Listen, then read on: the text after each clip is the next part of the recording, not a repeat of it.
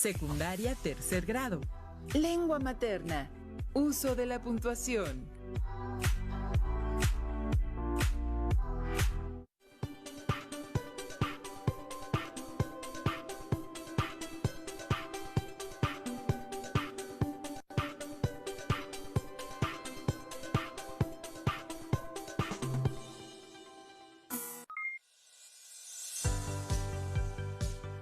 Hola, bienvenidos a su programa Aprende en Casa para el ciclo escolar 2020-2021 con recursos de la educación a distancia.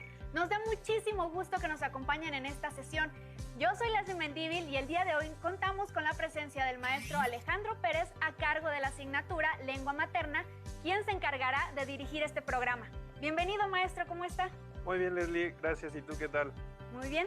Bienvenidos sean todos ustedes, estudiantes del tercer grado de secundaria, a una emisión más de este programa. Es un gusto estar con ustedes.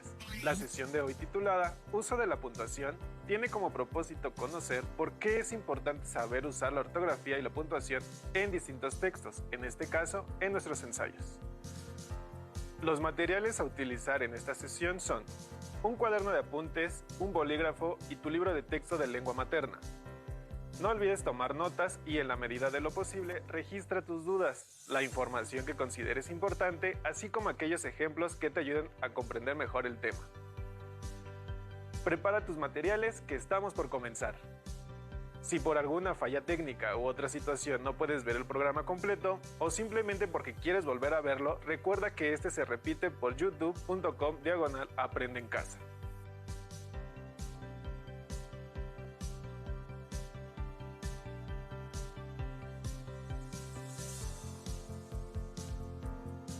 Comencemos con el análisis del siguiente párrafo de un texto.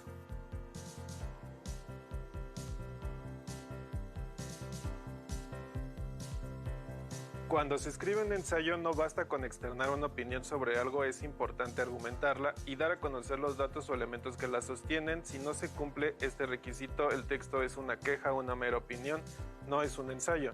Quien escribe ensayos y los publica debe pensar en la responsabilidad que conlleva opinar, debemos reflexionar sobre las consecuencias de nuestras opiniones y en general de nuestras palabras. Ahora, Leslie, escuchemos el siguiente párrafo, pero ahora sin puntuación. Perfecto, maestro, yo le ayudo. Adelante, por favor. A ver, voy. Cuando se escribe un ensayo no basta con externar una opinión sobre algo, es importante argumentarla y dar a conocer los datos o elementos que la sostienen. Si no se cumple este requisito, el texto es una queja, una mera opinión, no es un ensayo. Quien escribe ensayos los publica, debe pensar en la responsabilidad que conlleva opinar, debemos reflexionar sobre las consecuencias de nuestras opiniones y en general de nuestras palabras. Ay, maestro. ¿Notaron la diferencia? Bastante. No hay congruencia y no se entiende lo que queremos decir. Por eso es importante que nuestros textos, en este caso el ensayo, contenga la puntuación correcta. Entonces, ¿por qué es importante la puntuación de los textos que escribimos? Porque permite ordenar las ideas y jerarquizarlas según su importancia, le da la estructura al texto para que éste se entienda al leerlo. Recuerda que la coma, así como el punto y seguido, tienen como función separar ideas dentro de un párrafo. En textos como las noticias, las cartas, los artículos de opinión y las recetas de cocina, que se publican en periódicos, revistas y en libros, podemos apreciar el uso de la puntuación. Los anuncios publicitarios también son otro ejemplo. Todos estos ejemplos que hemos mencionado presentan un estilo particular de escritura, dependiendo de su formalidad, al género y al tipo textual al que pertenecen, a quien van dirigidos también. No es lo mismo escribir un mensaje de texto a un familiar o amigo que escribir un correo electrónico a un profesor. No es lo mismo escribir un cuento que escribir una novela. Por lo tanto, es importante considerar los aspectos anteriores cuando se trata de escribir tu ensayo, y así evitar confusiones al plasmar tus ideas y argumentos. Te invito a que en tu cuaderno de apuntes escribas brevemente algunas ideas acerca de la función de los signos de puntuación. Maestro Alejandro, como sabemos, la coma tiene variados usos dentro de los textos. ¿Podrían decirnos cuál es la función principal de la coma? Sí, claro que sí, Leslie. A continuación te lo explico. Primero, recordemos que la coma es un signo ortográfico que indica una división entre las palabras o frases que componen una oración. Esta, a su vez, tiene varias funciones.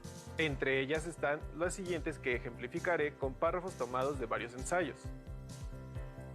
La primera función se pone para separar palabras que forman series de nombres, adjetivos y verbos. Por ejemplo, veamos el siguiente párrafo. La riqueza se ha entendido como un aspecto bastante común en la abundancia de factores económicamente tan significativos como las vacas, la tierra, la renta acumulada o los valores bursátiles. Otra es la posesión de bienes no esenciales como obras de arte, grandes casas, número de esposas, concubinas o amantes, siendo cualquier clase de superávit en general un elemento indicador de riqueza. Aquí tenemos dos ejemplos de la función. Podemos apreciar las comas que se colocan en este párrafo para separar una serie de palabras o sustantivos con las que nos podemos referir a la riqueza.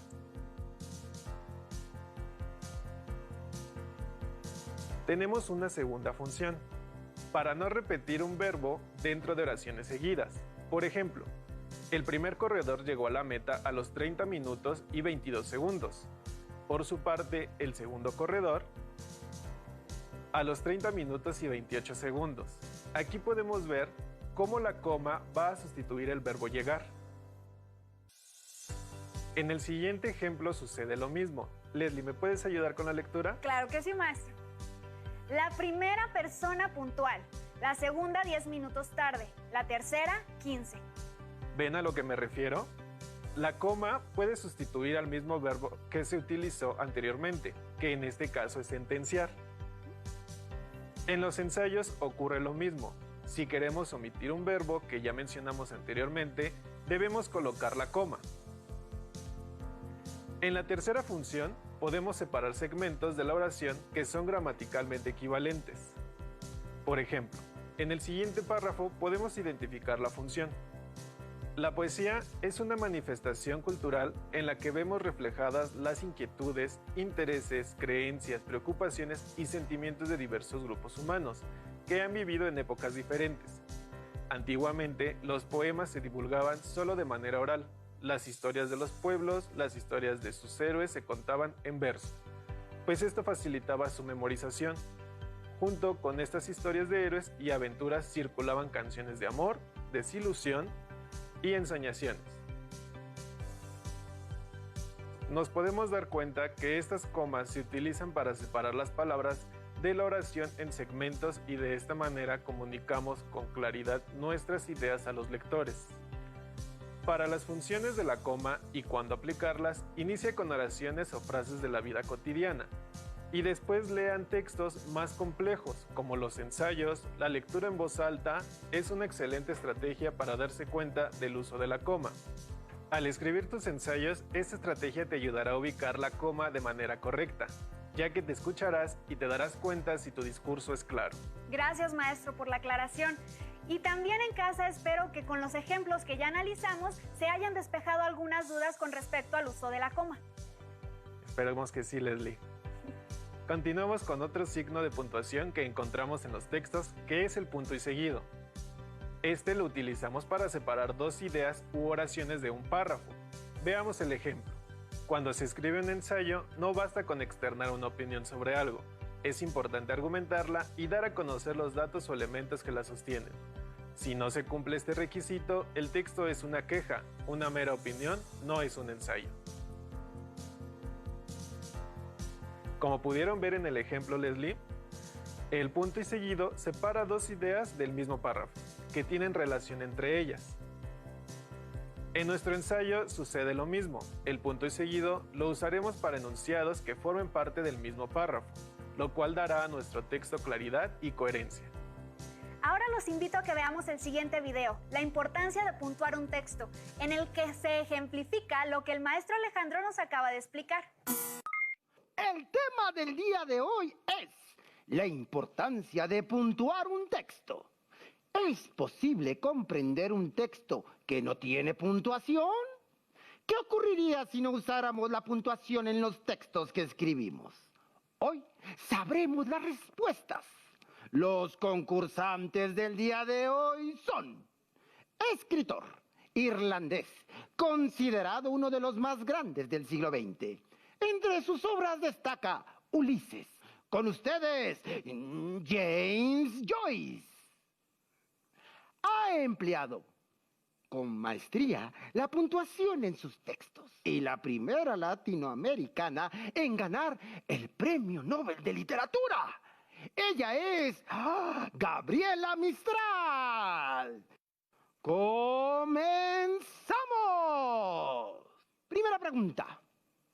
¿En qué periodo histórico se crearon los primeros antecedentes de los signos de puntuación? A. Grecia antigua. B. Imperio Romano. C. Antiguo Egipto.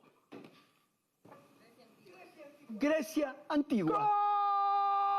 ¡Correcto! Siguiente pregunta. Los signos de puntuación permiten que un texto sea comprendido porque A. Ayudan a jerarquizar las ideas. B. Dan estructura al escrito. C. Destacan las ideas principales. D. Evitan ambigüedades. E. Hacen comprensibles las oraciones. Todas las opciones. ¡Así es! Ahora veamos un ejemplo. Les presento el testamento sin puntuación. Dejo mis bienes a mi sobrino Juan o a mi hermano Luis, tampoco jamás se pagará la cuenta al sastre, nunca de ningún modo para los jesuitas, todo lo dicho es mi deseo. El juego consiste en que le asignaré un personaje de la carta a cada uno y tendrán que valerse de los signos de puntuación para que el testamento los favorezca. Contarán con 10 segundos para ello. El sobrino para James Joyce y los jesuitas para Gabriela Mistral. ¡Comienza el tiempo! Revisemos primero el texto de Gabriela Mistral. ¿Dejo mis bienes a mi sobrino Juan? No. ¿A mi hermano Luis? Tampoco. Jamás. ¿Se pagará la cuenta al sastre? Nunca. De ningún modo. Para los jesuitas todo. Lo dicho es mi deseo. Ahora la versión de Mr. Joyce. Dejo mis bienes a mi sobrino Juan, no a mi hermano Luis. Tampoco jamás se pagará la cuenta al sastre. Nunca, de ningún modo, para los jesuitas. Todo lo dicho es mi deseo. ¡Muy bien! Ambos cumplieron con el objetivo. En las versiones cambió el heredero, gracias a la precisión brindada por los signos de puntuación. Los escritores a veces jugamos con el uso de los signos de puntuación por distintas razones. Realizar experimentos con el lenguaje, exigir la atención plena del lector o transmitir emociones. Es una herramienta expresiva más. Pero para hacerlo y lograr que las narraciones y poemas sean comprensibles, se necesita un conocimiento vasto del lenguaje y dedicarle mucho tiempo al goce de la lectura y la escritura, nuestras mejores maestras. Vayamos con la última pregunta. ¿De qué monarca se dice que anuló la sentencia de un preso cambiando el lugar de la coma? A. Isabel I. B. Carlos V. C. Luis XIV. Carlos V. ¡Bien contestado! El mensaje decía, perdón imposible que cumpla su condena. Y con el cambio quedó, perdón imposible que cumpla su condena. Ha llegado la hora esperada. El ganador es Gabriela Mistral. El premio es un viaje a la ciudad griega de Pompeya, antes de ser consumida por la erupción de un volcán, descrita en la novela Los últimos días de Pompeya, de Edward Bulwer. Los esperamos en la siguiente emisión de Cocina de Autor en su sección ¿Qué dijo? Si se dieron cuenta, en el video se resalta que la estructura de un texto depende de la colocación de los signos de puntuación, ya que es a partir de su uso pertinente cómo podemos expresar con claridad nuestras ideas en un texto. Recuerden que el uso adecuado de los signos de puntuación permite delimitar las ideas y hace comprensible un texto. La colocación correcta de los signos de puntuación nos ayuda a comprender el sentido de cualquier texto. De hecho, es justo el dominio de la puntuación el que otorga al autor de un texto las herramientas necesarias para concretar sus ideas de forma escrita. Los signos de puntuación, aunque facilitan la lectura de un escrito, no solo ayuda al lector, sino que ayuda al escritor a organizar sus ideas.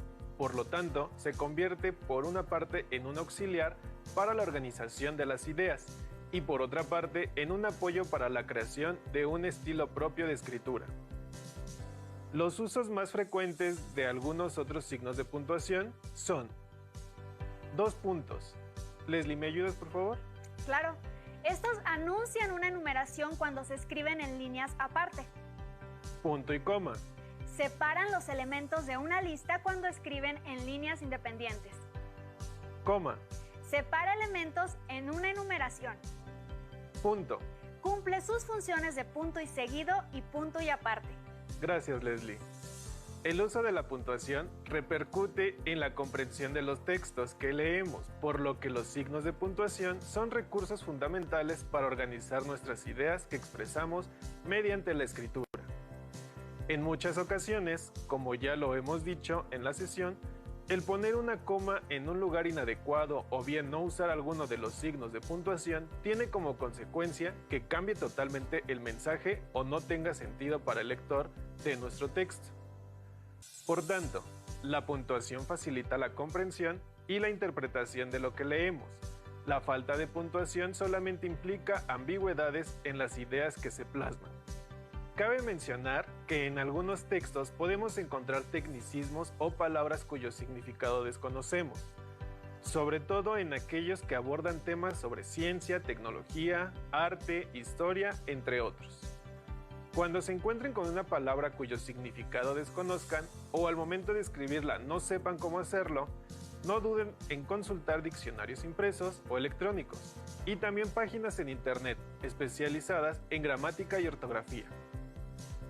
Para escribir adecuadamente, no es necesario ser un escritor profesional, basta con escribir de manera precisa y clara, además de comprender cómo funcionan las reglas ortográficas y de puntuación. Puntuar de forma pertinente nuestros escritos nos garantiza que estos podrán ser leídos de manera fluida y sin confusiones por parte de quien los lee. Espero que esta sesión haya sido provechosa para todos. Les recuerdo que sobre el tema queda mucho por aprender. Para ampliar la información sobre el tema de hoy, localicen en sus libros de texto el aprendizaje esperado, contrastar la información obtenida en distintos textos y la integra para complementarla. Y recuerden, realizar las actividades que se sugieren para así reafirmar sus conocimientos. Para finalizar con esta sesión, les propongo un reto. Los invito a que observen y analicen diversos textos, cambien su puntuación y finalmente escriban el sentido original y el sentido que le dieron con los cambios que hicieron. Compartan con su familia este reto y verán que juntos aprenderán divirtiéndose. Recuerden también, nunca se den por vencidos, sigan estudiando y en un futuro se lo agradecerán ustedes mismos. Hasta pronto. Muchas gracias, maestro. Sin duda el tema de los signos de puntuación es de suma importancia para un mayor entendimiento de los textos. Y agradecemos al maestro Alejandro Pérez por su intervención en el programa del día de hoy, así como a todos ustedes que nos ven desde casa. Los invito a continuar viendo los siguientes programas. Muchas gracias. Hasta pronto. Secundaria tercer grado. Matemáticas. Resolución de ecuaciones de segundo grado de la forma ax cuadrada más c igual a 0. Despejando la incógnita.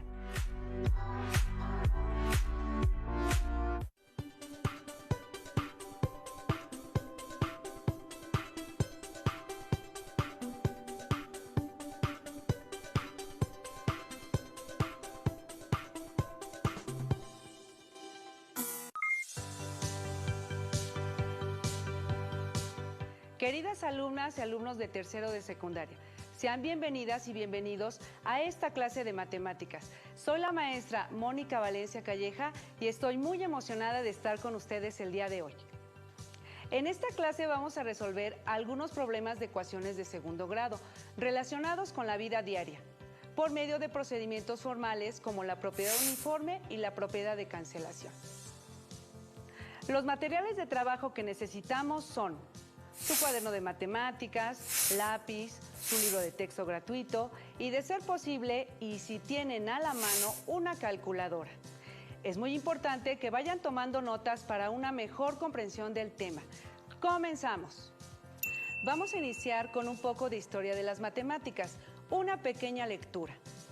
Desde la época de mayor esplendor de la cultura babilónica, de los años 600 antes de nuestra era al 300 después de nuestra era, se desarrollaron conceptos y procedimientos algebraicos encaminados a resolver problemas de la vida diaria, con ayuda de las ecuaciones de segundo grado. Los matemáticos babilonios enfocaban sus esfuerzos en la resolución de situaciones que implicaban ecuaciones lineales y ecuaciones de segundo grado. Pensemos un momento en las siguientes situaciones de la vida diaria. ¿Cuáles son las dimensiones de la casa donde vives? ¿Con qué velocidad viajan las aves? ¿Cuánto creces cada año? ¿Cuántos humanos somos en el planeta? Sin duda, estos son algunos ejemplos de situaciones de comportamiento cuadrático que se pueden modelar en una ecuación de segundo grado. Recordemos que una ecuación es una forma de representar una relación entre valores desconocidos mediante una igualdad y nos sirve para resolver determinadas situaciones de la vida diaria.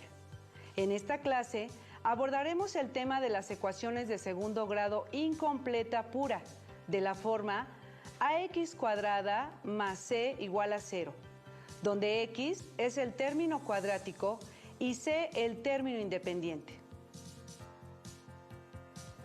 Veamos cómo resolver un problema. Acompáñenme. Los padres de Patty planean heredarle un terreno con forma rectangular, cuya área es de 28 metros cuadrados. Ella desea conocer sus dimensiones para acercarlo, pero no sabe cómo hacerlo. Solo tiene la siguiente imagen. ¿Cuáles serán las medidas del terreno de Patty? Ayudemos a Patty a encontrar la medida de cada lado y el perímetro de la figura.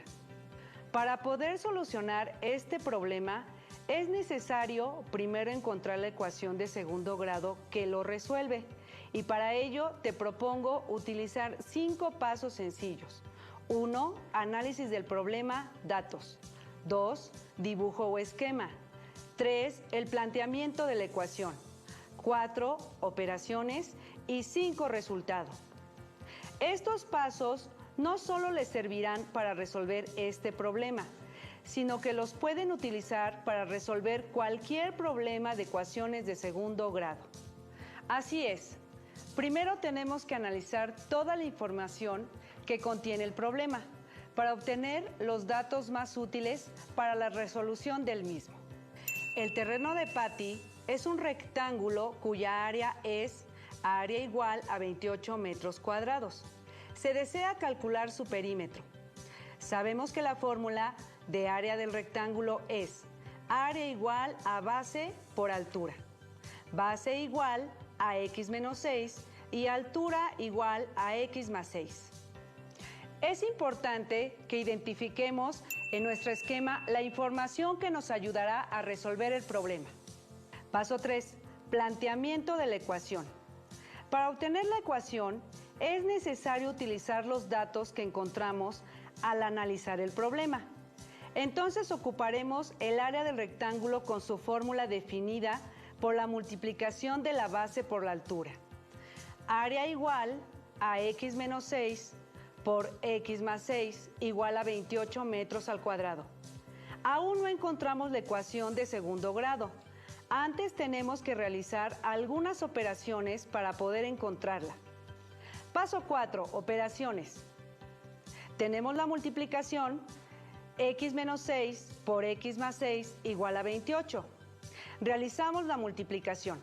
El primer factor multiplica al segundo. Entonces obtenemos x por x más x por 6 menos 6 por x menos 6 por 6 igual a 28. Hacemos las multiplicaciones y obtenemos x cuadrada más 6x menos 6x menos 36 igual a 28. Recordemos que cuando se tiene el mismo término pero de signo contrario, cuando se realiza la operación se obtiene como resultado 0. Ahora reducimos términos semejantes y obtenemos x cuadrada menos 36 igual a 28. Tal como se realizó en la sesión anterior, transponemos el 28 a la otra parte de la igualdad con el signo opuesto para obtener la forma ax cuadrada más c igual a 0. Entonces obtenemos x cuadrada menos 36 menos 28 igual a 0. Y así obtenemos la ecuación de segundo grado. X cuadrada menos 64 igual a 0. Busquemos dejar sola la incógnita para poder conocer su valor. Entonces, despejaremos en orden. Primero sumemos 64 utilizando la propiedad uniforme, que nos indica que todo lo que se realiza en un lado de la ecuación se debe realizar del otro lado. Tenemos entonces x cuadrada menos 64 más 64 igual a 0 más 64. Si realizamos operaciones, entonces obtenemos x cuadrada más 0 igual a 64. Sumamos con 0 y tenemos x cuadrada igual a 64.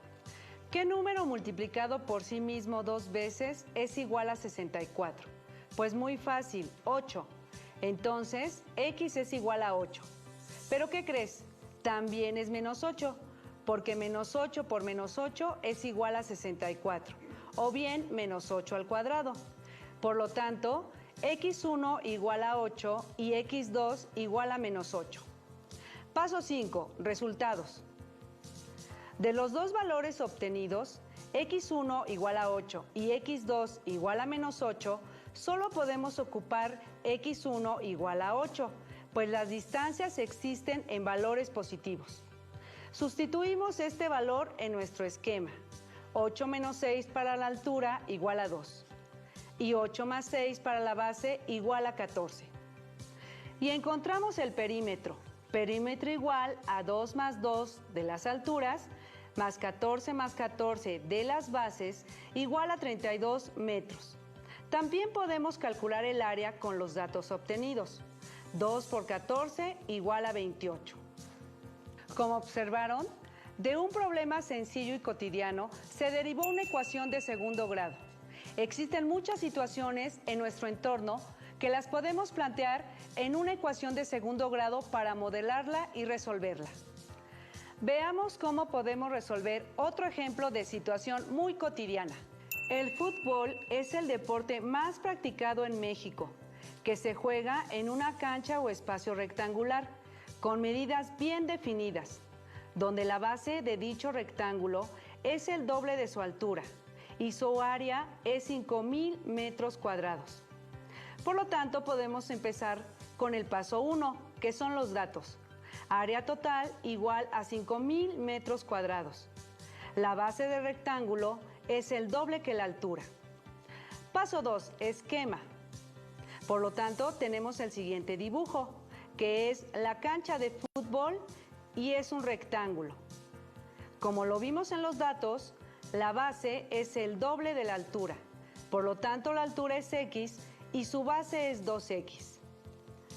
Paso 3, planteamiento de la ecuación. Y la ecuación, en base a la fórmula del área del rectángulo, área igual a base por altura, obtenemos 2x por x igual a 5,000 metros cuadrados, sustituyendo los datos anteriores. Multiplicamos y nos queda 2x al cuadrado igual a 5,000, siendo esta la ecuación a despejar. Paso 4, operaciones. Despejamos con operación inversa y la propiedad uniforme. Primero con el coeficiente 2, que está multiplicando, y después con el cuadrado. Dividimos. 2x cuadrada entre 2 es igual a 500 entre 2. Recuerden que se divide entre 2 ambas partes de la ecuación. Dividimos y nos queda x cuadrada igual a 2500. Aplicamos raíz cuadrada en ambos lados de la ecuación, por ser operación inversa de la potencia al cuadrado, como ya se había mencionado. Entonces, raíz cuadrada de x cuadrada es igual a raíz cuadrada de 2500. ¿Qué número multiplicado por sí mismo dos veces es igual a 2500? Podemos buscar la respuesta con calculadora, pero si no cuentas con una de ellas, puedes realizar varias multiplicaciones, por ejemplo, 10 por 10, o 20 por 20, o 30 por 30, etc. Paso 5. Resultados. La respuesta es 50. Entonces, x1 igual a 50 y x2 igual a menos 50. Pero solo tomaremos la cantidad positiva, porque es una distancia. Por lo tanto, la base de la cancha de fútbol es de 100 metros y su altura de 50 metros. Si multiplicamos estas medidas, obtendremos el área. 50 por 100 igual a 5000 metros cuadrados. ¡Fabuloso! ¿Qué les pareció? Interesante, ¿verdad? Ahora vamos a otro problema. Paso 1. Datos. La lucha libre es un deporte de origen mexicano. Tiene grandes ídolos como el Blue Demon, el Santo, el Místico, el Matemático, entre otros. Se practica en un ring o cuadrilátero de forma cuadrada, con un área de 36 metros cuadrados. Si planteamos una ecuación de segundo grado basándonos en la fórmula del área del cuadrado, tenemos un dato, área igual a 36 metros cuadrados. Entonces tenemos el ring, que es un cuadrado del lado X, donde el área de lucha se tomará como 36 metros cuadrados. Paso 2. Esquema. Aquí tenemos el esquema, el ring de luchas, que es un cuadrado del lado X con un área de 36 metros cuadrados. Paso 3. Planteamiento de la ecuación. Área del cuadrado. Área es igual a x por x igual a x al cuadrado, por la fórmula del área del cuadrado. X cuadrada es igual a 36 metros cuadrados de área. Paso 4. Operaciones. Despejando queda de la siguiente manera. Raíz cuadrada de x cuadrada es igual a raíz cuadrada de 36. Paso 5. Resultados. X es igual a 6. El lado del ring de lucha libre es de 6 metros. Entonces 6 por 6 es igual a 36 metros cuadrados. Como reto, pueden buscar en su libro de texto gratuito otras situaciones o problemas que les permitan plantear una ecuación de segundo grado. Ahora vamos a resolver la siguiente ecuación. X cuadrada más 12 igual a 37. Aplicamos la propiedad uniforme para despejar la X. Primero vamos a quitar más 12 y luego el cuadrado. Por lo tanto, aplicamos menos 12 a ambos miembros de la ecuación y obtenemos x cuadrada más 12 menos 12 es igual a 37 menos 12. Realizamos operaciones y entonces tenemos x cuadrada más 0 igual a 25. Sumamos con 0 y x cuadrada es igual a 25. Aquí, para despejar el cuadrado, aplicamos su propiedad inversa, la raíz cuadrada, por la propiedad uniforme en ambos miembros de la ecuación. Y entonces queda raíz cuadrada de x cuadrada es igual a la raíz cuadrada de 25. El resultado es x igual a 5, porque sabemos que 5 por 5 es igual a 25. Entonces, x1 es igual a 5 y x2 es igual a menos 5. Muy bien, alumnas y alumnos de tercer grado. En esta clase logramos resolver ecuaciones de segundo grado utilizando procedimientos formales como la propiedad uniforme y la propiedad de cancelación. Además, utilizamos 5 pasos sencillos para plantear una ecuación y resolver un problema. 1. Datos. 2.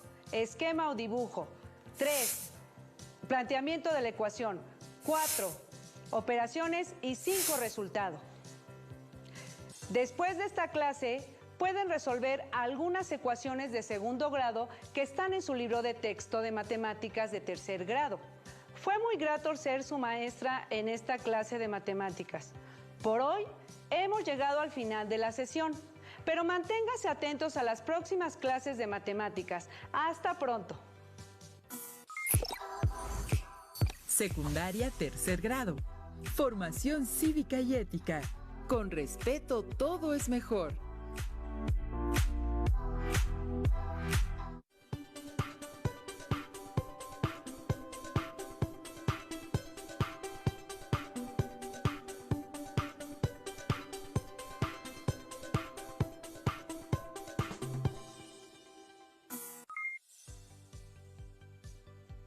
¿Qué tal? Espero que ustedes y su familia se encuentren bien.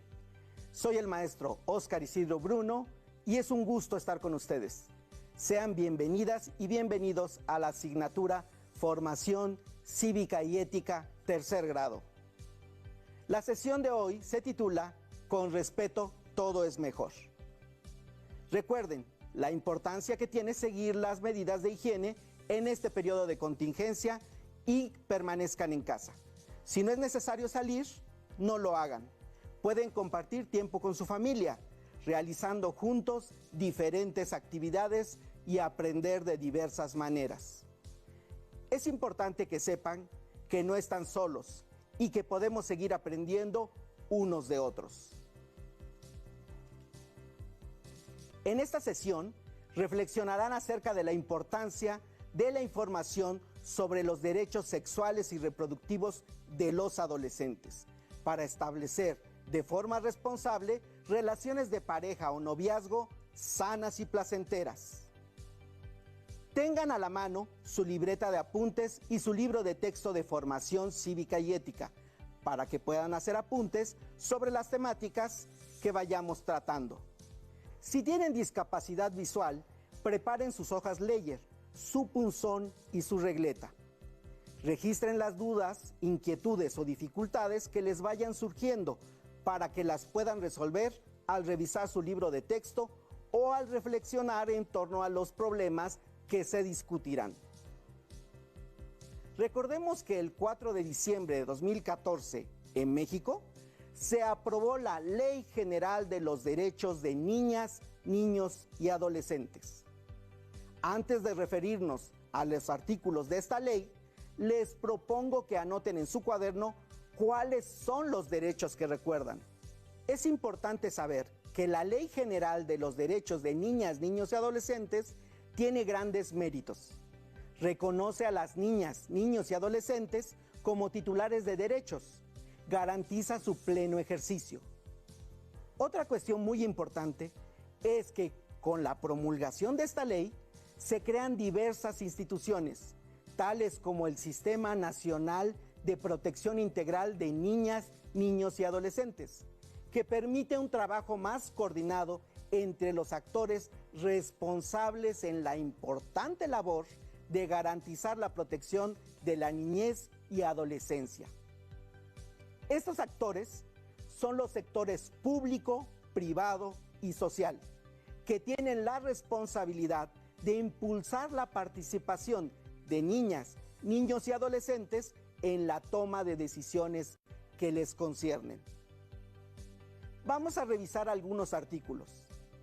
La ley, en su artículo 50, dice: niñas, niños y adolescentes tienen derecho a disfrutar del más alto nivel posible de salud, así como a recibir la prestación de servicios de atención médica gratuita y de calidad, de conformidad con la legislación aplicable, con el fin de prevenir, proteger y restaurar su salud. Las autoridades federales, de las entidades federativas, municipales y de las demarcaciones territoriales de la Ciudad de México, en el ámbito de sus respectivas competencias, en relación con los derechos de niñas, niños y adolescentes. Asimismo, en el artículo 58 señala que La educación, además de lo dispuesto en las disposiciones aplicables, tendrá los siguientes fines. Fracción 8. Promover la educación sexual integral conforme a su edad, el desarrollo evolutivo, cognoscitivo y madurez de las niñas, niños y adolescentes, que le permitan a niñas, niños y adolescentes ejercer de manera informada y responsable sus derechos consagrados en la Constitución Política de los Estados Unidos Mexicanos, en las leyes y los tratados internacionales de los que el Estado mexicano sea parte. En la actualidad, existen varias instituciones que proporcionan información sobre salud sexual y reproductiva, que es muy importante que conozcan.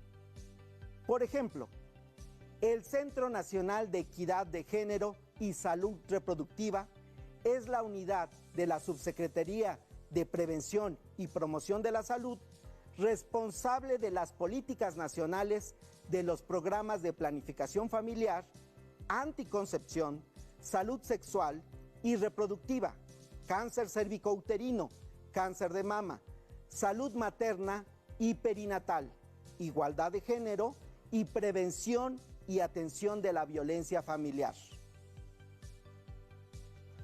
También proporciona información muy importante el Instituto Nacional de las Mujeres y Mujeres, en donde se desarrolla la Estrategia Nacional para la Prevención del Embarazo Adolescente. El embarazo en adolescentes es un fenómeno que ha cobrado importancia en los últimos años debido a que México ocupa el primer lugar en el tema. Además, el INMujeres cuenta con su sitio oficial donde se ofrece información muy interesante sobre familias y sexualidad. El CONAPRED tiene un curso virtual sobre diversidad sexual, inclusión y no discriminación. Y finalmente, el Sistema Nacional para el Desarrollo Integral de la Familia, que cuenta con un campus virtual en donde se puede tomar un curso sobre la Ley General de los Derechos de Niñas, Niños y Adolescentes. Les invito a visitar todos estos sitios oficiales que ofrecen información actual y acorde a las leyes mexicanas. Ahora que ya conoces el marco legal que protege tus derechos y dónde obtener información, te invito a observar el siguiente video, que muestra algunas pautas para establecer relaciones afectivas sanas y placenteras con otros adolescentes, donde se fomenten ambientes protectores y la equidad de género. Doctora Matilde Montoya, primera mujer que obtuvo el título de medicina en México. Hermilia Galindo, candidata a diputada federal. A pesar de haber ganado las elecciones, le negaron el derecho de ocupar el cargo. Pero gracias a su activismo ante la opinión pública, un año antes de su muerte, se reformó la Constitución y se otorgó a las mujeres mexicanas el derecho al voto. Eufrosina Cruz Mendoza ganó en 2007 la presidencia municipal de Santa María, Cuehualani, Oaxaca, pero las autoridades tradicionales anularon su triunfo por ser mujer. Es reconocida como promotora y defensora de los derechos políticos de las mujeres. Fue diputada federal de 2012 a 2015.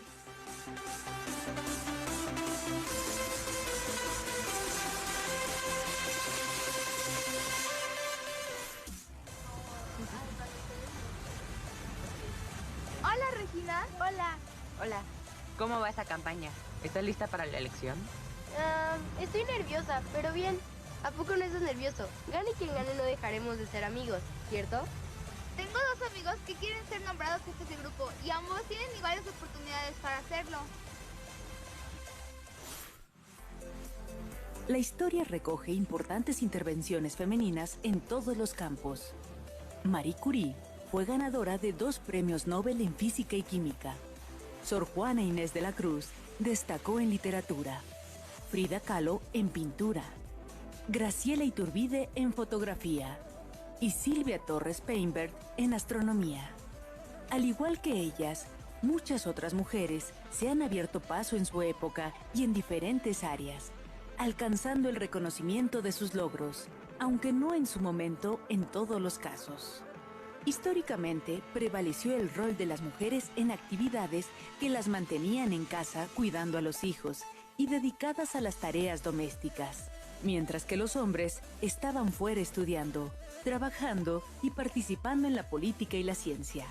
Esto propició la desigualdad en el acceso a las mismas oportunidades y derechos para las mujeres, para desarrollarse plenamente en todos los ámbitos de la vida cotidiana.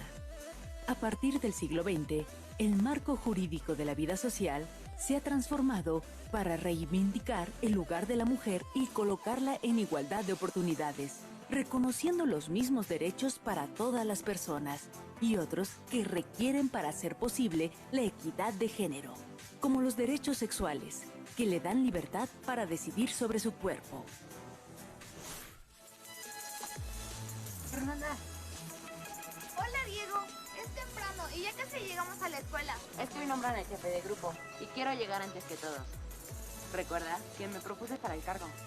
Regina también quiere ser jefa del grupo. Esperemos que la votación sea limpia y que el grupo elija a quien le parezca mejor.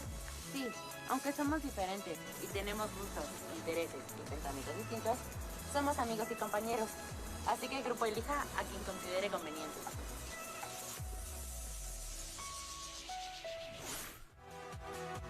Las diferencias físicas entre hombres y mujeres no son elementos que impidan una convivencia pacífica y equitativa, ni deben implicar desigualdad de oportunidades para estudiar, trabajar o realizar cualquier actividad, siempre y cuando no se afecte a sí mismo o a los demás y esté dentro de la ley.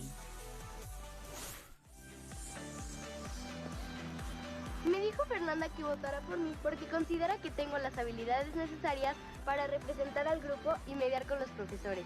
Yo votaré por Diego porque siempre procura ser justo y defiende los derechos de todos por igual. Ese es un buen ejemplo que nuestro grupo necesita. Creo que cada uno tiene un buen motivo para elegir un candidato y darle su voto.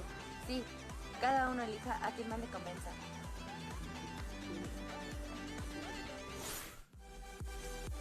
El camino a la igualdad ha requerido un paso constante, una construcción cotidiana realizada por personas que, con su ejemplo y empeño por hacer de este un mundo mejor, han sido y aún lo son pioneras en emprender acciones con las que se ha alcanzado el reconocimiento de los derechos, la autonomía, la paridad y la igualdad. Como pudiste darte cuenta, las acciones que se han tomado en relación con los derechos y la equidad de género ha permitido que muchas mujeres se desarrollen plenamente. La escritora mexicana Rosario Castellanos escribió un poema llamado Meditación en el umbral, y que dice así: no es la solución tirarse bajo un tren como la Ana de Tolstoy, ni apurar el arsénico de Madame Bovary, ni aguardar en los páramos de Ávila la visita del ángel con venablo, antes de liarse el manto a la cabeza y comenzar a actuar, ni concluir las leyes geométricas contando las vigas de la celda de castigo como lo hizo Sor Juana. No es la solución escribir mientras llegan las visitas en la sala de estar de la familia Austen, ni encerrarse en el ático de alguna residencia de la Nueva Inglaterra y soñar con la Biblia de los Dickinson debajo de una almohada de soltera. Debe haber otro modo que no se llame Safo, ni Mesalina, ni María Egipciaca, ni Magdalena, ni Clemencia Isaura. Otro modo de ser humano y libre, otro modo de ser. Y seguro que hay distintas formas de ser y comportarse, lo cual alude a la libertad de actuar conforme a principios éticos en la manera de relacionarse con los demás, sobre todo con las personas con las cuales nos unen lazos de afecto.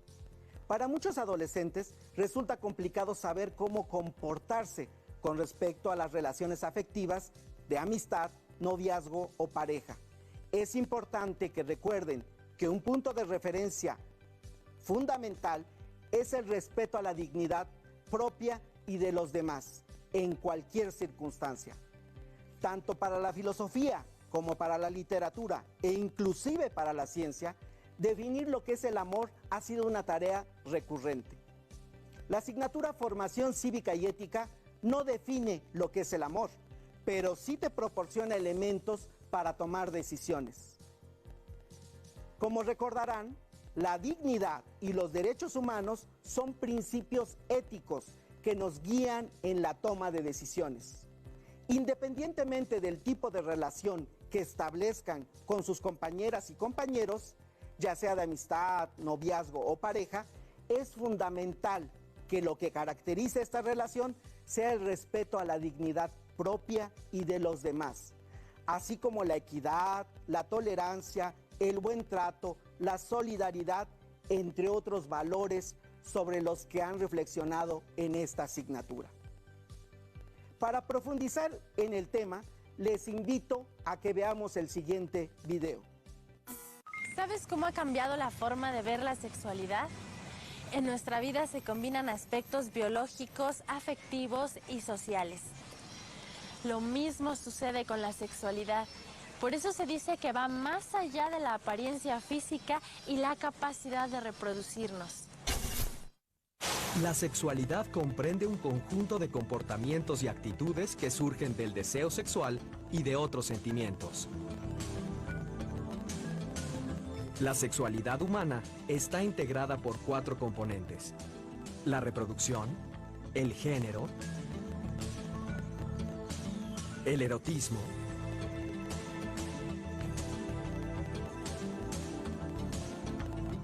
y el afecto. Este último no solo existe en las relaciones de pareja, también surgen las relaciones familiares y de amistad. Observa cómo ha cambiado la expresión de cada componente de la sexualidad en el transcurso del tiempo.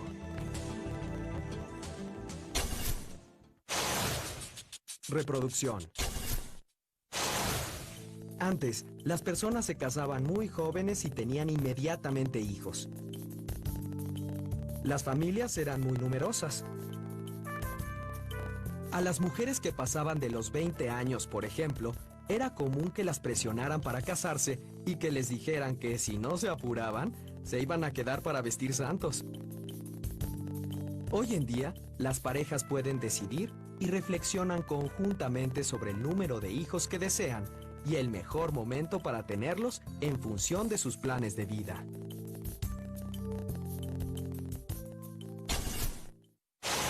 Erotismo. Antes, la atracción física o sexual, el deseo o el placer que podíamos experimentar y comunicar a un ser amado eran reprimidos, ya que la cercanía y las manifestaciones de amor, como tocarse, besarse y hasta conversar, eran consideradas incorrectas. Actualmente, es común ver a personas de diferentes edades expresándose el amor que se tienen, manifestando abiertamente la atracción que sienten sin que la familia o la sociedad juzgue estas acciones como algo incorrecto. Aunque otras personas no estén de acuerdo con estas prácticas, las parejas ejercen su derecho a expresar su amor. Los jóvenes en la actualidad se sienten más libres para experimentar sensaciones placenteras, ya sea con una pareja o de forma individual. Y existe mayor información para poder establecer relaciones sanas, respetuosas y responsables.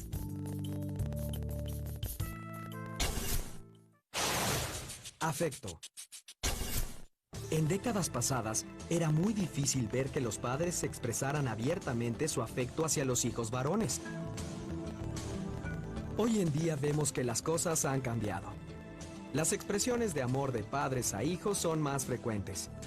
Los jóvenes de ambos sexos tienen más libertad para convivir y brindar cariño a sus semejantes. Esto nos beneficia a todos porque la represión de nuestros sentimientos limita las oportunidades de desarrollo. El afecto es un sentimiento fundamental en la vida de las personas. Género.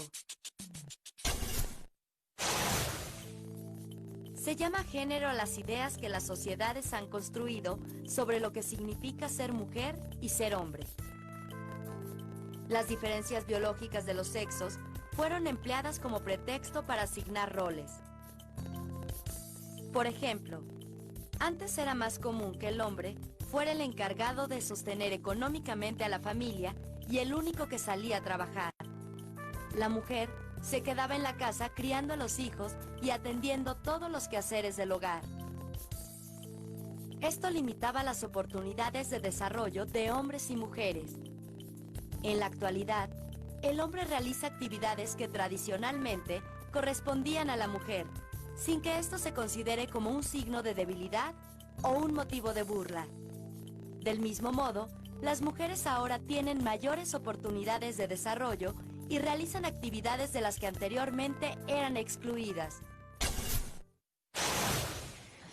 Estos cambios en la forma de ver la sexualidad y sus componentes han permitido que poco a poco las sociedades avancen hacia la equidad de género.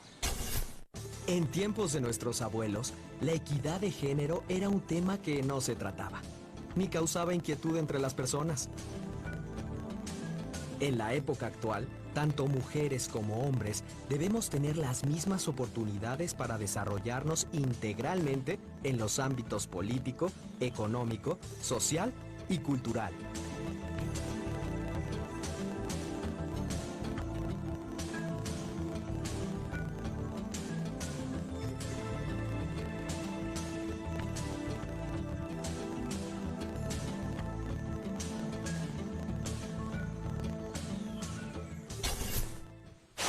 ¿Debe ser el hombre el jefe y la autoridad en la familia? Yo creo que no. ¿Por qué? Porque el matrimonio pues es de los dos y entonces pues los dos deberían de llevarlo a la par. Yo creo que no, porque últimamente ya estamos en el siglo XXI, entonces creo que debe de haber una igualdad entre el hombre y la mujer. Entonces ya creo que el machismo ya se quedó atrás y tiene que haber un equilibrio para que pueda entrar lo que es la comunicación, la relación entre las personas, las familias, los grupos, y yo creo que va aunado a lo que es el respeto. ¿La mujer debe permanecer en el hogar? ¿Por qué? Pues no, o sea, si quiere ella permanecer en su hogar, pues sí puede permanecer, pero pues si es como una regla de que esté dentro del hogar, pues tampoco es una regla que esté equivocada. Aparte, pues no estamos en una cultura ni en una economía que con uno que trabaje, pues ya se sustenten dos. No, yo creo que tampoco debería, pues también la mujer tiene derecho a trabajar y sustentar el hogar también. Entre los dos debería de ser. ¿En tu familia se trata igual al hombre y a la mujer? No, no se le trata igual. Se le sigue viendo que si tiene un pene, si tiene una vagina, se debe de tratar de acuerdo a ello y no se les trata como seres humanos. Mis familiares y las personas que conozco, no, sí muestran una diferenciación entre el hombre y la mujer. El hombre es el que puede salir, divertirse, hacer varias actividades y a la mujer se le reprime. ¿Sabías que Nueva Zelanda fue el primer país donde hombres y mujeres votaron en igualdad de condiciones? Esto ocurrió en 1893. En nuestro país fue hasta 1953 cuando la mujer votó por primera vez. La educación sexual que proporciona el Estado mexicano es muy importante en tu formación. Por eso, ha creado instituciones que trabajan con adolescentes como tú y ha elaborado materiales que informan sobre aspectos de la sexualidad humana y tus derechos sexuales. Las relaciones sentimentales que construyas durante tu adolescencia, ya sea de compañerismo, noviazgo o amistad, son una oportunidad para experimentar formas respetuosas y solidarias de convivir. Tú puedes contribuir para cambiar situaciones de desigualdad entre hombres y mujeres. Piensa en lo que puedes hacer como adolescente, en tu casa, en tu escuela y en tu localidad. En el video se han explicado distintos componentes de la sexualidad humana. ¿Registraron en su libreta los componentes de la sexualidad humana? Si tienen alguna inquietud o para profundizar o reforzar sus conocimientos, también es muy relevante el trabajo que realiza la Comisión Nacional para prevenir y erradicar la violencia contra las mujeres. Y por supuesto, les recomiendo que investiguen los servicios que ofrece el Instituto Mexicano de la Juventud. Ahora les propongo un ejercicio. Escuchen con mucha atención las siguientes frases. Serán 10 frases. Apunten en su libreta si la frase corresponde a un buen trato o a un maltrato entre amigos, novios o pareja. Al final, redacten una breve reflexión sobre lo que les hicieron pensar o sentir. 1. Tomar de la mano a. 2. Tirar las cosas de. 3. Bailar junto con. 4. Revisar el celular de. 5. Escuchar los problemas de. 6. Criticar la forma de vestir de. 7. Platicar sobre algún desacuerdo con. 8. No tomar en cuenta la opinión de. 9. Abrazar con cariño a. 10. Revelar un secreto que nos confió un. ¿Identificaron con claridad las frases de buen trato y las de maltrato? ¿Han vivido algo así? ¿Todas sus relaciones de amistad, noviazgo o pareja se caracterizan por un buen trato? ¿Piensan que estas frases tienen relación con los derechos sexuales y reproductivos? ¿Por qué? En algunas situaciones es un poco confuso saber, con certeza, si estamos dando o recibiendo un buen trato, porque en México y en el mundo la violencia se ha normalizado. Sin embargo, como platicamos al principio de la sesión, una buena brújula es la dignidad, es decir, determinar si ese trato los hace sentir respetadas o respetados o no. No olviden consultar su libro de texto de formación cívica y ética. Para más información acerca de sus derechos sexuales y reproductivos, analicen cómo se vinculan con sus relaciones de pareja o noviazgo para que sean sanas y placenteras. Listo, terminamos, pero aún nos queda mucho por explorar y descubrir. Así que nos vemos pronto aquí en Aprende en Casa 2. Hasta la próxima. Secundaria tercer grado. Tecnología. El proceso de innovación y delegación de funciones.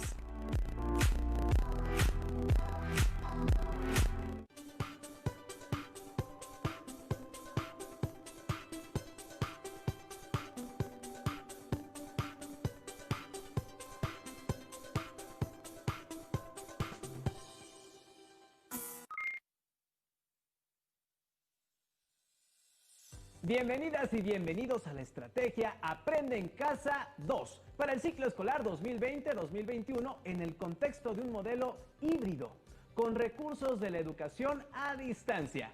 Bienvenidos a los programas de tecnología para tercer grado.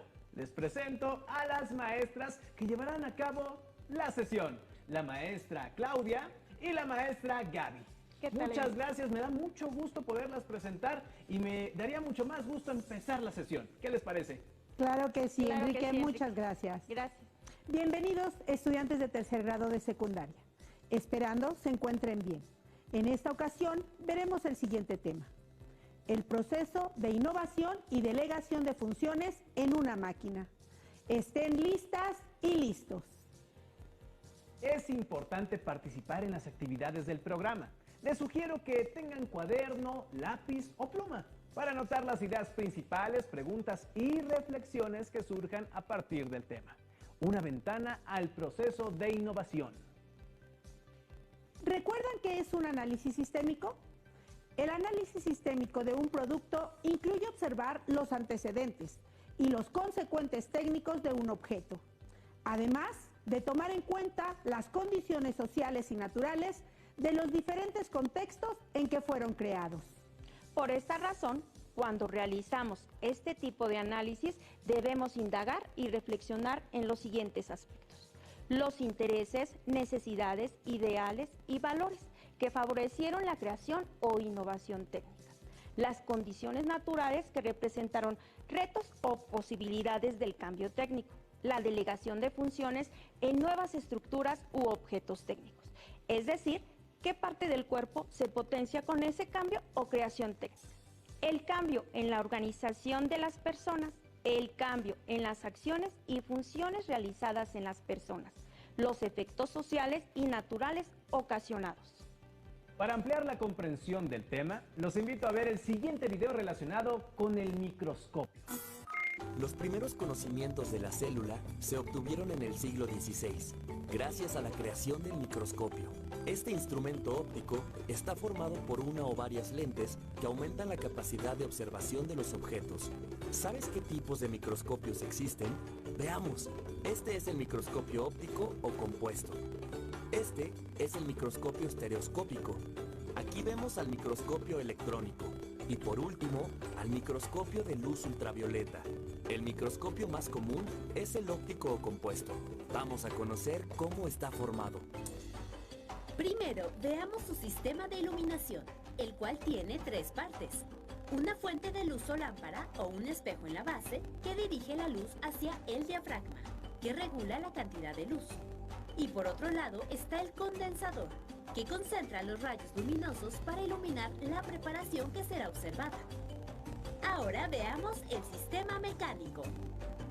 Este integra la base o pie donde se apoya el microscopio, el brazo que sirve para transportar el aparato, la platina en la que se coloca el portaobjetos con la preparación, el tubo que contiene la lente del ocular, el revólver, que es giratorio y permite seleccionar lentes con diferentes aumentos, y el tornillo macrométrico y el micrométrico, que permiten aproximar o retirar el tubo para enfocar la imagen.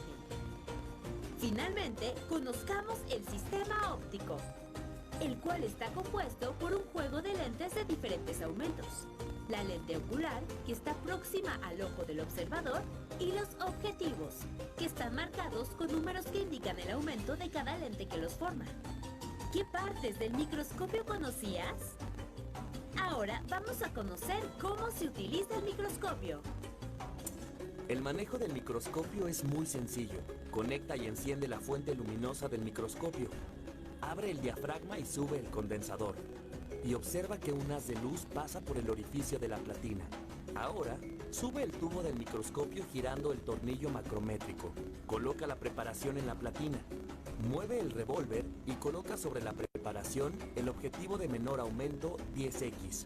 Mira por un lado del microscopio y poco a poco baja el tubo hasta que el objetivo quede muy cerca de la preparación, pero sin tocarla. Ten cuidado de no romperla. Observa por el ocular y lentamente mueve el tornillo macrométrico hasta ver la imagen. Si todavía no la ves bien, enfoca la imagen con el tornillo micrométrico. Si quieres observar la imagen con mayor detalle, mueve el revólver para que el objetivo del siguiente aumento, 40X, quede sobre la preparación. Y nuevamente, ajusta la imagen con los tornillos macrométrico y micrométrico. ¡Listo! Puedes observar cosas que no verías a simple vista, como esta gota de agua. Ahora te invito a ver algunas preparaciones de tejidos o seres microscópicos a diferentes aumentos. Aquí tenemos la imagen de una pulga de agua aumentada 10 veces su tamaño real. Y aquí, aumentada a 40 veces su tamaño. ¿Qué diferencias encuentras? Esta es la imagen de un ala de una mosca, aumentada 10 veces su tamaño real. Y esta, una imagen aumentada 40 veces su tamaño. ¿Notas alguna diferencia? Esta es la imagen del corte de una hoja de la planta acuática Elodea, aumentada 10 veces su tamaño. Y aquí está la misma imagen aumentada 40 veces su tamaño. ¿En qué varían? ¿Qué te pareció esta experiencia? Ahora que ya observaste una pulga a un aumento de 10 y 40 veces su tamaño y pudiste apreciar más detalles entre mayor fue el aumento, ¿qué tejidos, estructuras u organismos te gustaría observar en el microscopio? Agradecemos a los estudiantes que siguen la transmisión. Los dejo con la maestra Claudia para que recuperen brevemente lo visto en el video. Como acaban de ver en el video, la ventana al mundo microscópico tiene su origen desde que el ser humano miró al cielo y las cosas pequeñas que sus ojos no podían ver a detalle. El microscopio fue construido para satisfacer diversas necesidades que fueron surgiendo a través del tiempo. A los microscopios les delegamos la función de nuestros ojos, ya que a simple vista no podemos ver los objetos más pequeños de manera rápida, segura y cómoda. Es una innovación que nos ha traído grandes beneficios. Para poder observar las cosas más pequeñas, se cuenta con microscopios muy potentes que pueden observar células, virus y bacterias. Como pueden observar, el problema surge de la necesidad que tienen las personas para poder observar y estudiar microorganismos, por lo que se crean e innovan objetos que potencian nuestra capacidad de ver.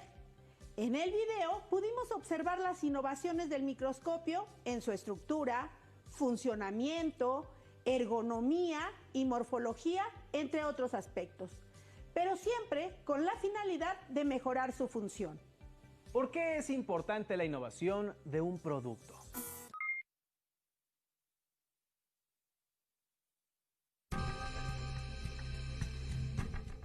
Hace unos 100.000 años, nuestro planeta experimentó un drástico cambio de clima. La temperatura bajó a tal grado que las grandes masas de hielo se extendieron de los polos hacia los continentes. Los hombres enfrentaron el reto de adaptarse a las difíciles condiciones impuestas por el cambio climático, a riesgo de extinguirse como especie. El esfuerzo que invirtieron en esta empresa fue gigantesco, pero los resultados fueron extraordinarios y determinaron para siempre no solo su sobrevivencia, sino el lugar primordial que ocupan hoy entre todas las formas de vida. En otras palabras, los inventos, descubrimientos y decisiones de los cazadores-recolectores nómadas trazaron la suerte de la humanidad. Pero, ¿cuáles fueron esos logros tan sobresalientes? Primero, la fabricación de herramientas. Cuando el clima era templado, se protegían bajo techos naturales como los salientes de roca. Pero cuando el frío arreciaba, buscaban abrigo en cuevas, cavaban refugios subterráneos o construían chozas con lo que encontraban en el lugar: varas, hojas, musgo, piel, etc. Para hacerse de estas construcciones, así como para cazar animales más grandes, fuertes y rápidos, tuvieron que fabricar herramientas de piedra, hueso, cornamentas y madera. Las herramientas representaron un gran avance, ya que al facilitar las labores de sobrevivencia, el hombre dispuso de tiempo libre para dedicarse al desarrollo del conocimiento y de nuevas habilidades. Segundo, el desarrollo del conocimiento y nuevas habilidades. Como consecuencia del logro anterior, el hombre aprendió a producir y controlar el fuego, perfeccionó la confección del vestido, elaboró instrumentos para la caza y la pesca cada vez más complejos y precisos, inventó la cerámica y la cestería y dio comienzo a la práctica del arte, una de cuyas manifestaciones aún podemos admirar en las pinturas rupestres que se conservan en las paredes de algunas de las cuevas que habitó temporalmente. Tercero, la generación del sentido de comunidad. Para cazar animales grandes, no bastaba con tener herramientas. Así es que el hombre tomó una de las grandes decisiones de la historia. Organizó grupos de caza que fueron el origen de los núcleos comunitarios. A partir de entonces, se consolidó la vida y el trabajo en equipo, cuyos individuos se protegían unos a otros. La fabricación de herramientas, habilidades cada vez más variadas, un mayor conocimiento del mundo, así como la convivencia comunitaria, fueron las grandes aportaciones de los cazadores-recolectores nómadas.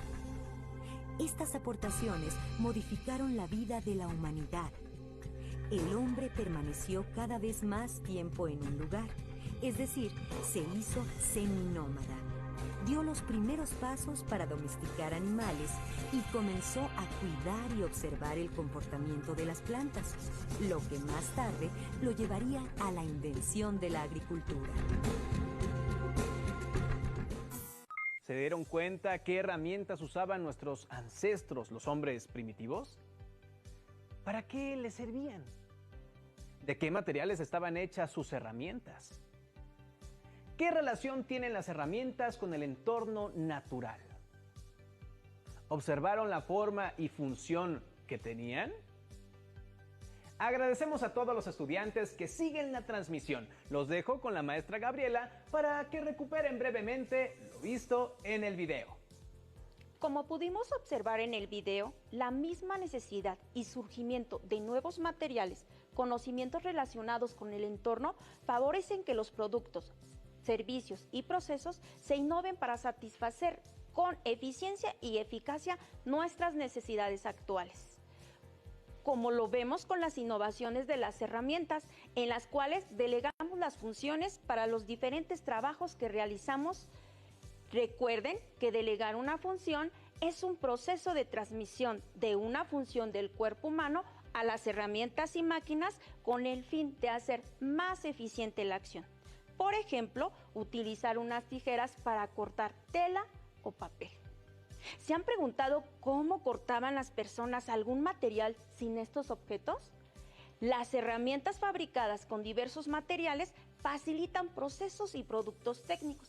Actualmente se requieren de grandes máquinas para realizar procesos en un menor tiempo, con mayor precisión y calidad. En la actualidad, la mayoría de las empresas e industrias utilizan las herramientas, máquinas e instrumentos en el proceso de elaboración de productos con la mínima intervención de las personas, por lo que la organización social de los procesos también se modifica. Después de observar estos videos, me doy cuenta que a través del tiempo las necesidades nos llevan procesos de innovación y las innovaciones técnicas impactan en las formas de vida y en el entorno natural. Por eso, es muy importante reflexionar y prever las consecuencias de nuestras creaciones técnicas. Los invito a que comenten con su maestra o maestro sus reflexiones sobre la innovación técnica y analicen el proceso de innovación de algún producto técnico que les interese, como el teléfono, la televisión o algún otro que ustedes decidan. Realicen una línea de tiempo del objeto que eligieron. No olviden analizar lo siguiente: necesidades e intereses que satisface. ¿Qué favoreció el proceso de innovación? La delegación de funciones. ¿Qué cambio se dio en la organización de las personas? Y sobre todo, los efectos sociales y naturales ocasionados. No olviden invitar a su familia a compartir sus propias aportaciones. Gracias, maestras, por su intervención en el programa. No olvides usar cubrebocas y guardar la sana distancia. ¡Hasta pronto! Hasta pronto. Si tienes secundaria, tercer grado. Historia. Visión general de los viajes de exploración y conquista de México Tenochtitlan.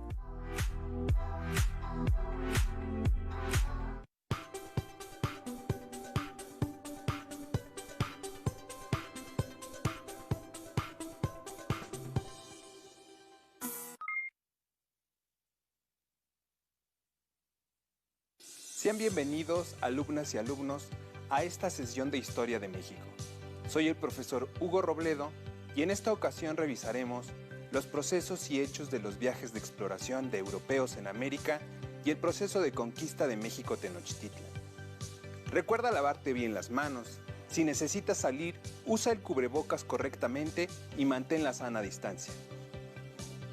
El propósito de esta sesión es ubicar temporal y espacialmente los principales procesos y hechos relacionados con los viajes de exploración de europeos a América y el proceso de conquista de México Tenochtitlan.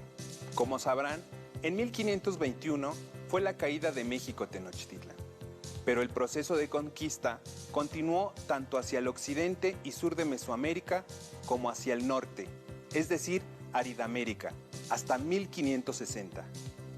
Recuerda tener a la mano tu cuaderno y bolígrafo para hacer anotaciones. También puedes utilizar tu libro de texto para ubicar los mapas, imágenes o el tema en particular.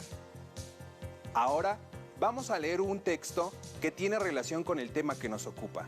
Esta lectura es un fragmento del título Los libros del conquistador del autor Irving A. Leonard y nos relata cómo se alimentaban los tripulantes de un barco en el siglo XVI, uno de los principales medios de transporte de ese periodo histórico. Y dice así: Las condiciones de vida a bordo de los barcos eran inconcebibles, comparadas con los sistemas actuales.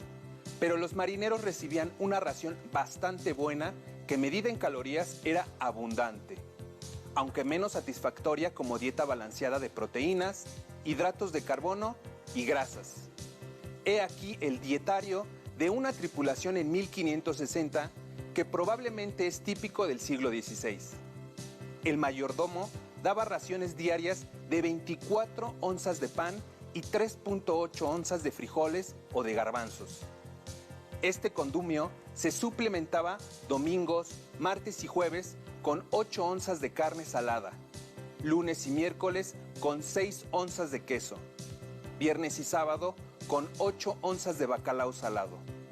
A veces se daba variedad a los alimentos con aceitunas, avellanas, dátiles o higos secos y mermelada de membrillo. Cada miembro de la tripulación recibía además diariamente como un cuarto de botella de vino, un poco de aceite de oliva y vinagre.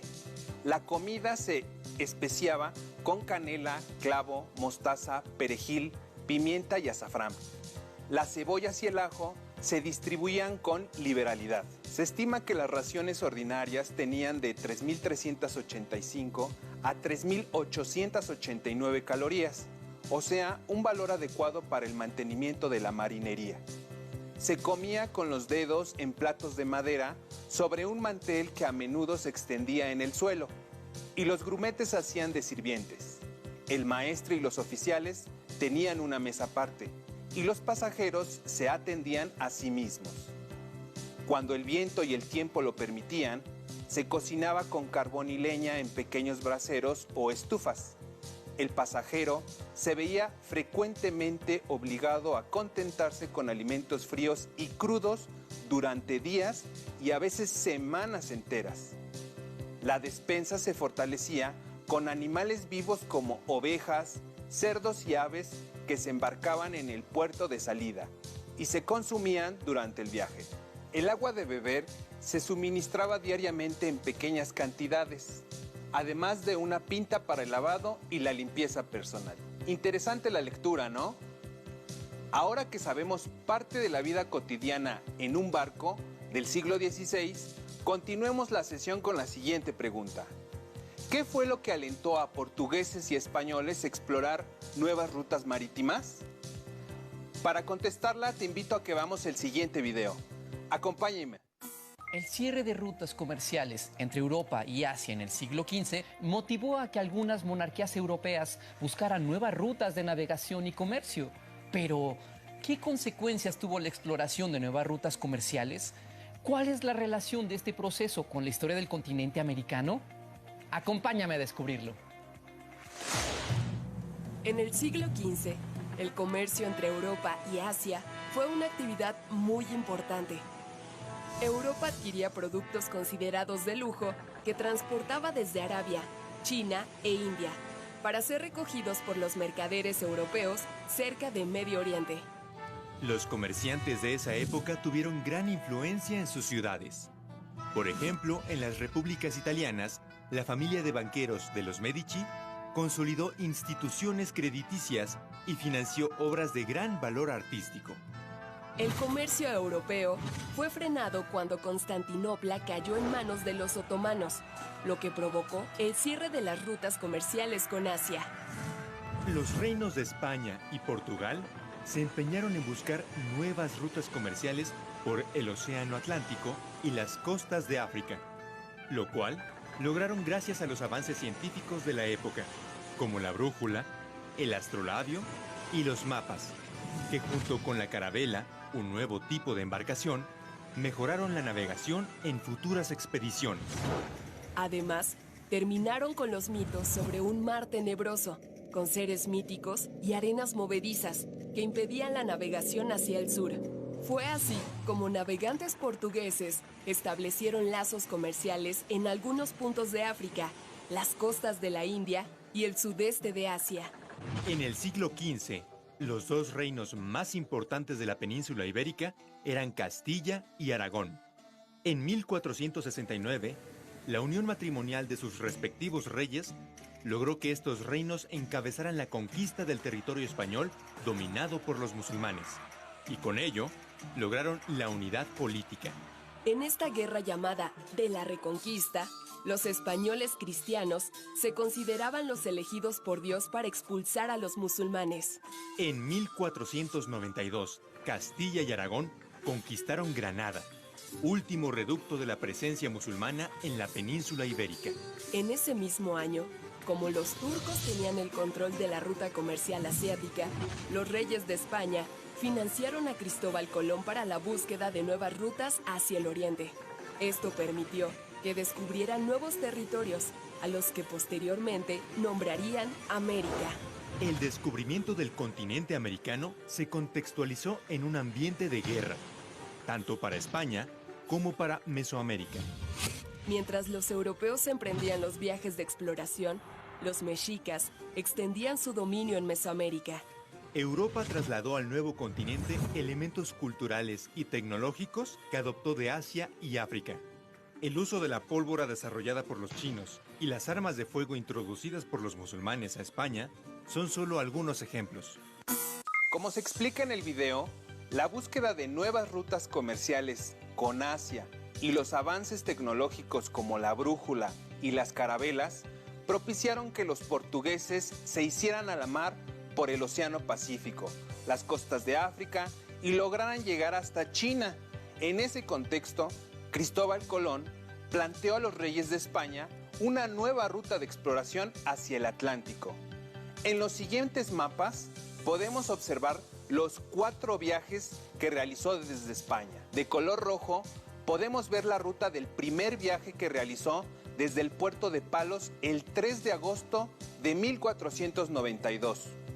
Pasó por las Islas Canarias y llegó el 12 de octubre de 1492 a Guanajaní, una isla del actual Bahamas. Después llegó a Cuba y por último a La Española, isla que actualmente es Haití y República Dominicana. Emprendió el viaje de regreso en enero de 1493, pasando por las Islas Azores y Lisboa, para ser recibido por los reyes españoles en marzo de ese mismo año. De color verde podemos ver la ruta del segundo viaje. Salió del puerto de Cádiz en septiembre de 1493. Pasó de nuevo por las Islas Canarias y exploró con mayor detalle las islas del Mar Caribe como Martinica, Puerto Rico y Jamaica. También volvió a explorar Cuba y La Española. Regresó a España en junio de 1496. En este mapa de color amarillo vemos el trayecto del tercer viaje en 1498. De nuevo pasó por Canarias y esta vez se detuvo en Cabo Verde para llegar a tierra continental americana. Exploró nuevamente La Española y regresó a España en noviembre de 1500. De color rosa vemos la ruta del cuarto viaje. Salió de España en mayo de 1502, pasó por las Canarias y Cabo Verde, hasta llegar a Martinica, donde volvió a explorar las islas del Caribe, pero esta ocasión bordeó la parte continental de Centroamérica. Regresó a España en noviembre de 1504. Seguramente observaste en los mapas de los viajes de Cristóbal Colón que las islas del Mar Caribe fueron algunos de los territorios mejor conocidos por los exploradores y que desde ahí emprendieron otros viajes de exploración que permitieron la conquista y colonización de grandes territorios para la corona española. Las exploraciones que los españoles realizaron hacia la península de Yucatán y el Golfo de México partieron de la isla de Cuba y fueron 3. La primera expedición estuvo encabezada por Francisco Hernández de Córdoba en 1517. Como puedes ver en este mapa, en la ruta roja salió de Cuba y llegó a Cabo Catoche, donde bordeó casi toda la península de Yucatán hasta llegar a Champotón y regresó a La Habana pasando por la Florida. La segunda exploración fue encabezada por Juan de Grijalva en 1518 y avanzó hasta Cozumel y recorrió parte del litoral del Golfo de México hasta llegar a Veracruz. De ahí regresó a Cuba. Pero sin lugar a dudas, la exploración más importante fue la de Hernán Cortés, quien salió de Cuba en febrero de 1519. Llegó a Cozumel y pasó por Cabo Catoche hasta llegar a Champotón, San Juan de Ulúa, y en julio de 1519 llega y funda la Villa Rica de la Veracruz. En la Villa Rica, los relatos de los pobladores sobre el pueblo más poderoso de la región, los mexicas, despertó su interés por llegar a la ciudad de Tenochtitlan y desde ahí iniciar su ruta hacia la gran ciudad. En este mapa podemos ver que Hernán Cortés sale de la Villa Rica de la Veracruz, pasa por Zempoala, Jalapa, Xicochimalco, Sautla, Ixtacamachtitlan y luego entra a la zona de los tlaxcaltecas. Pasa por Cholula, donde tiene un enfrentamiento que concluye con una matanza y victorioso. Después llega a Amecameca, pasa por Iztapalapa y llega a la ciudad de Tenochtitlan en noviembre de 1519. A su paso, Cortés va tejiendo alianzas con los pueblos que están bajo el yugo mexica. Su principal alianza la hace con los tlaxcaltecas, un pueblo indígena que los mexicas no pudieron someter. Aquí tengo dos imágenes que se encuentran en la mediateca del Instituto Nacional de Antropología e Historia. Tengo un retrato de Hernán Cortés y otro de Moctezuma II. El tlatoani mexica recibió amablemente al explorador español y le dio alojamiento en el palacio de Axayácatl. No pasó mucho tiempo para que Cortés y sus soldados apresaran a Moctezuma en su propio palacio, poniéndole grilletes en los pies. Por ese tiempo, en mayo de 1520, Cortés tuvo que salir de la ciudad de Tenochtitlan para enfrentar a Pánfilo de Narváez en Veracruz. El objetivo de Narváez era someter al conquistador para que regresara a Cuba. Sin embargo, no lo logró. Triunfante, Cortés regresó a Tenochtitlan, pero se encontró con la noticia de que uno de sus lugartenientes, Pedro de Alvarado, había hecho una matanza, lo que provocó una batalla entre los españoles y los mexicas a finales de junio de ese año. El triunfo de los mexicas sobre los españoles en esa batalla se le conoce como la Noche Triste. Azotados por el hambre y las enfermedades, los mexicas resistieron al sitio que los españoles habían iniciado en mayo de 1521.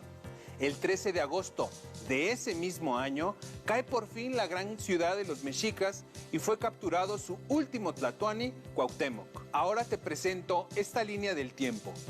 A partir de lo revisado, ¿puedes ordenar cronológicamente estos acontecimientos sobre la conquista de Tenochtitlan?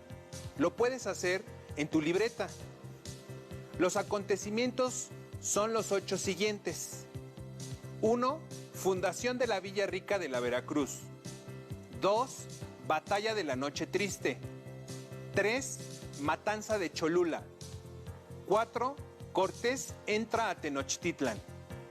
5. Caída de Tenochtitlan. 6.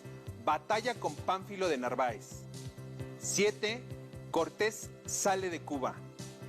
8. Sitio de Tenochtitlan. De estos acontecimientos, ¿cuál fue el que ocurrió primero y cuál ocurrió al último? Te voy a ayudar. En primer lugar tenemos que 1. Cortés sale de Cuba. Recordemos el mapa de la salida de Cortés de Cuba en febrero de 1519. En segundo lugar tenemos la 2. Fundación de la Villa Rica de la Veracruz. En este lugar, Cortés emprende su viaje hacia Tenochtitlan. En tercer lugar, tenemos la 3. Matanza de Cholula, donde los conquistadores mostraron su poder militar a los pueblos del centro de México. En cuarto lugar tenemos la 4. Entrada a Tenochtitlan, donde Cortés fue recibido amablemente por el tlatoani Moctezuma. En quinto lugar tenemos la 5. Batalla con Pánfilo de Narváez, donde Cortés tiene que regresar a costas mexicanas para enfrentar a sus colegas españoles. En sexto lugar tenemos la 6. Batalla de la Noche Triste, que ganaron los mexicas cuando Cortés regresó de Veracruz. 7. Sitio de Tenochtitlan, donde los mexicas resistieron al asedio español y de sus aliados.